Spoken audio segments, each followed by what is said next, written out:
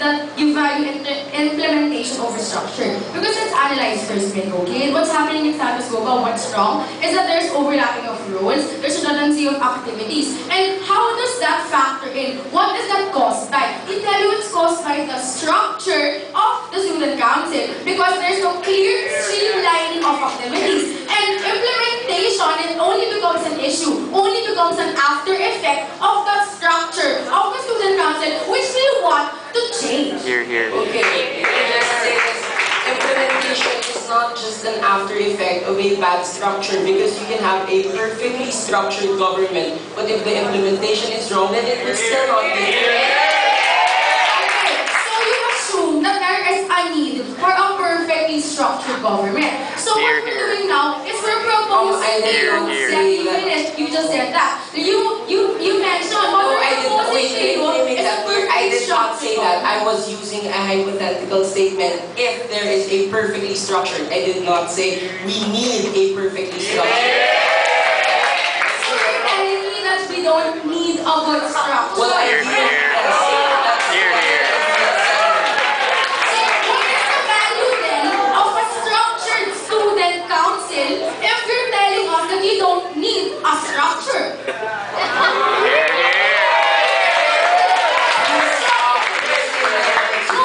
You said perfect and then suddenly you changed it to ideal. There are two different ways.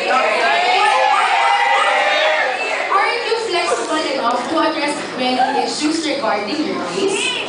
Yes. So why then do you burden push me and try to limit my questions to you? Because Nick Rapids, just answer my question. Yes. Are you telling me that there is no need for an ideally structured government in the student council? Yes. I am saying so that wait. I'm saying that there is a need for that, but there are other ways of achieving that aside from USG. Okay, but wait. So what other way is there? Proper implementation. I already said that. Structure po. Kasi I think it's Mac, okay? The student council is a structured body. You can say the proper implementation can happen without a structure. So you're telling me there's no need for a student council because you can just implement anything properly. You are assuming that the structure of our status quo is that bad. It's not. The structure of our status quo is not that bad. Not that bad. But do we have to wait for it to get so bad for us to change it? We only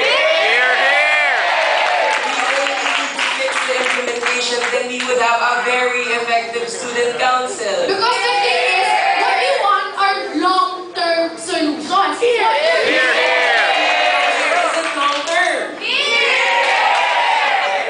Where did you get the assumption that the student council is not long-term? Because you're just changing the implementation, whereas if you change the entire structure. The problem is with the implementation, then even if you had a good structure, then it would still be a faulty government.